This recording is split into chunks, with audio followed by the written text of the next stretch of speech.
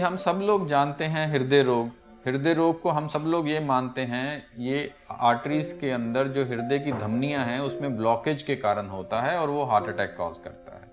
But हृदय रोग सिर्फ यही नहीं होता, हृदय रोग के अलग अलग प्रकार हैं। दूसरा प्रकार भी बहुत खतरनाक है हृदय रोग के बारे में, जिसमें वैल्व्स की प्रॉब्लम्स के कारण हृदय रोग होता है और वो धीरे धीरे करके पेशेंट को चपेट में लेता है।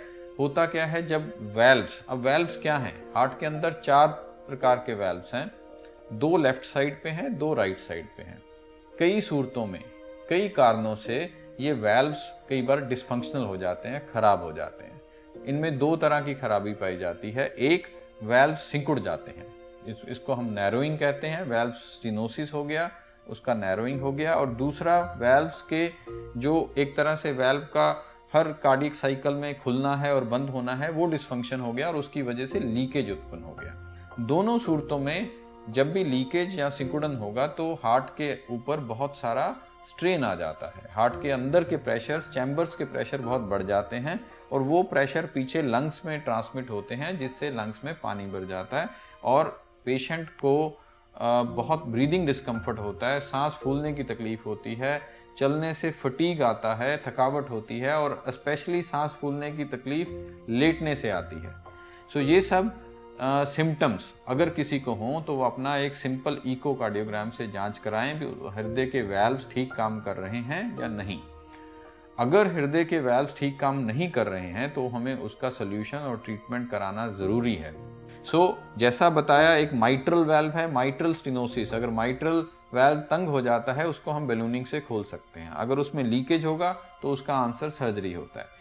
एक एओर्टिक वेल्व है लेफ्ट साइड में, जो हार्ट के नीचे वाले चैम्बर से सारा का सारा ब्लड जो बॉडी में हार्ट पंप करता है वो इस वेल्व के थ्रू पंप करता है, तो इसको हम हार्ट का एग्जिट वेल्व भी बोलते हैं।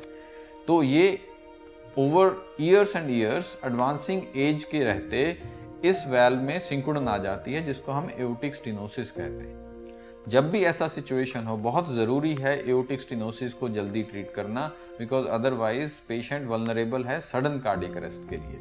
इसका अभी तक एक ही साधन था, इसको सर्जरी से हमें वेल्व को रिप्लेस करना पड़ता था। बट नाउ अभी कुछ पद्धति ऐसी आई 5-10 साल से जो बहुत पॉपुलर हुआ, जिसको हम टैवर कहते हैं। नॉन सर्जिकली हम इस वेल्व को जाकर बदल सकते हैं।